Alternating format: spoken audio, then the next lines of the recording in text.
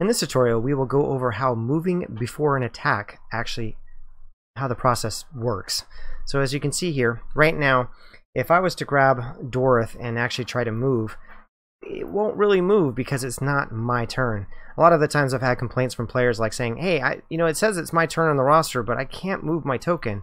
And then you gently remind them, hey, there are people in the background or in the shadows. They are going to jump out right now, and they're going to attack you. They actually rolled first on initiative. So what we're going to do is we're going to move this orc, and you can see that it pops up from the shadows, or the extent of the fog of war.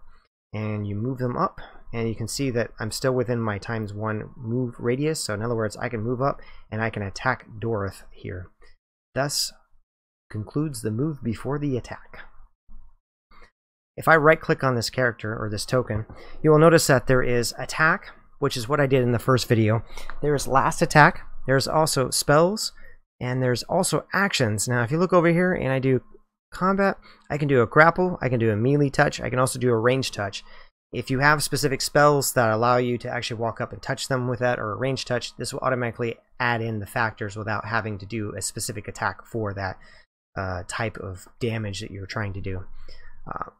We can also even do the last attack, which you can notice that it's actually a Q.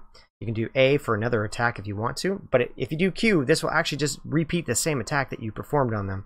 Now, one thing I forgot to mention is that when I did the attack, is that when the dice go through, I forgot that I can't really adjust it to a 5, because when they look at their combat log from the last one, they're going to notice that in here, that the damage was 2d4 plus 4, slashing damage was 11. So I guess they are going to see that the damage was modified to go a little bit lower.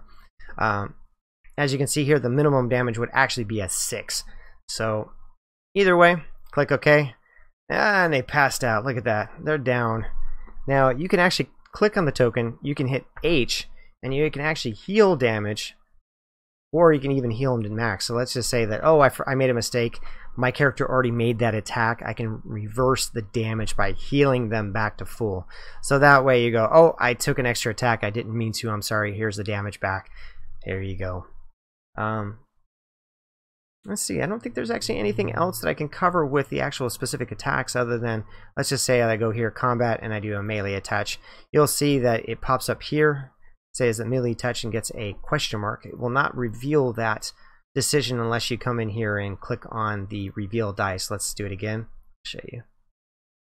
Action, combat, melee touch. You'll see that it actually shows it to the player this time.